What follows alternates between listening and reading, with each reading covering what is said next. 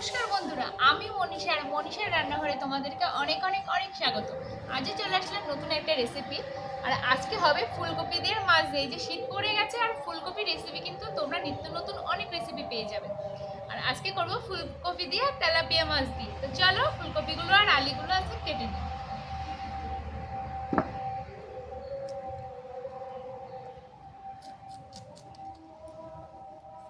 কয়েকদিন বাদে কিন্তু এই ডাটাগুলোরও চচ্চড়ি করব।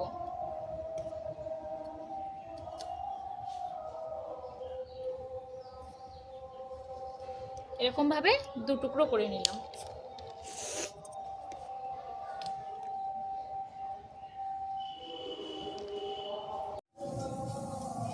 এবার কিন্তু আলুগুলো কেটে নিচ্ছি।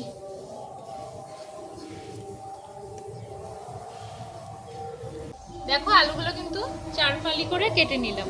বাকি আলুগুলো এইখানে কেটে নিয়েছি। আর চলো জায়গাটা পরিষ্কার করে আলু ফুলকপিটা ধুয়ে আনি। এবার কিন্তু মাছগুলোতে আমি লবণ হলুদ মাখিয়ে নেব।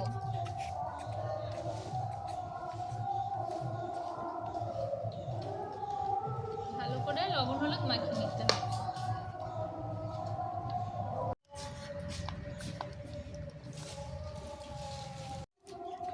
উনুনটা ধরিয়ে নিয়েছি, এবার কড়াইটা বসিয়ে দিলাম। গরম হতে একটু টাইম দিতে হবে।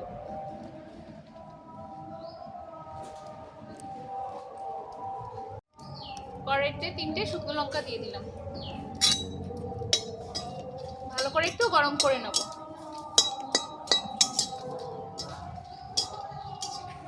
এবার কিন্তু আমি জিরে আর গোলমরিচটাও দিয়ে দেবো, দিয়ে ভেজে নেব।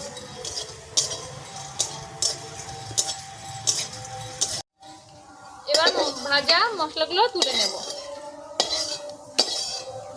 সর্ষের তেল দিয়ে রান্না হবে, সর্ষের তেল দিয়ে দিলাম।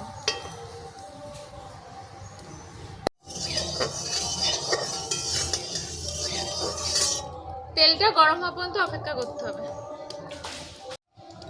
এবার কিন্তু আমি মাছগুলো ভেজে নেব।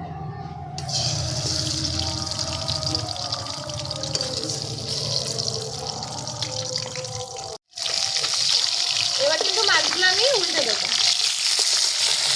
দেখো লেগে গেছিল একটু।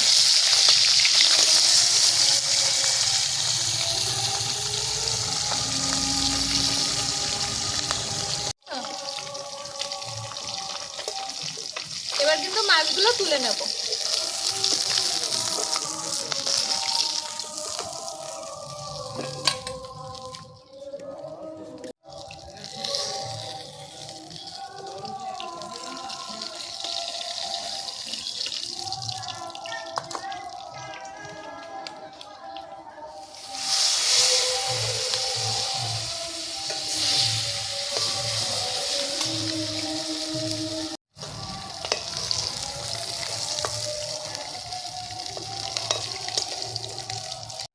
এবার কিন্তু আমি জিরে ফোড়ন দিয়ে দিলাম।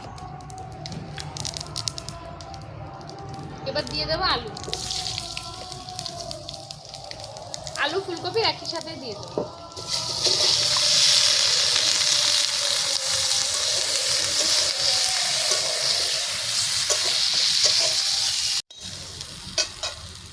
এবার কিন্তু লবণ দিয়ে দেবো। এবার কিন্তু হলুদ দেবো।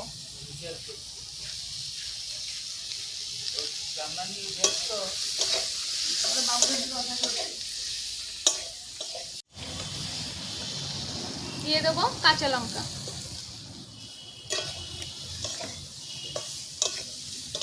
দিয়ে একটু লাল লাল করে ভেজে নেব।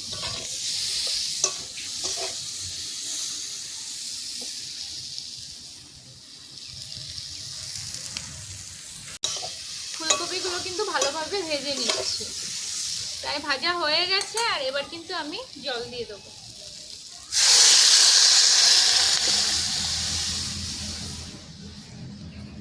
এবার টকবক করে ফোটার অপেক্ষায়। কিন্তু ভাজা মশলাগুলো আমি গুঁড়ো করে নেব।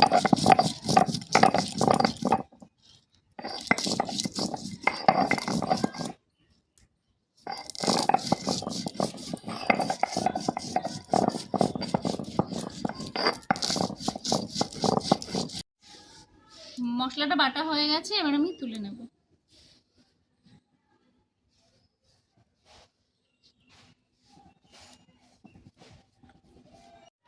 এখানে লঙ্কাগুলো কয়েকটা ভেঙে দিচ্ছি, আর আলুগুলো কিন্তু একটু ভেঙে দেব যাতে ঝোলটা একটু ঘন হয়। আলু কিন্তু সেদ্ধ হয়ে গেছে, ফুলকপিটা আরেকটু সেদ্ধ হবে হালকা।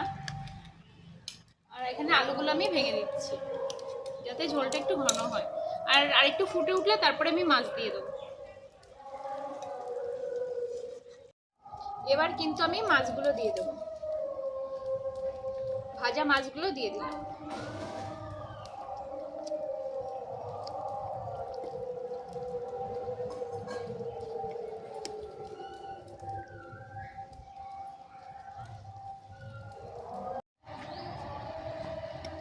এদিকে কিন্তু মাছের ঝোলটা ফুটে উঠেছে। আর এবার কিন্তু আমি এই যে ভাজা মশলাটা দিয়ে দেবো। এখানে জিরে, গোলমরিচ আর শুকনো লঙ্কা ভেজে দিয়ে দেবো। এই ভাজা মশলাটা দিয়ে দিলাম। আর একটু ফুটে উঠলে তারপরে কিন্তু নামিয়ে নেব। এদিকে কিন্তু মাছের ঝোল হয়ে গেছে, দেখো ফুলকপি দিয়ে মাছ দিয়ে ঝোল। এখন ঝোলটা কিন্তু আমি নামিয়ে নেব।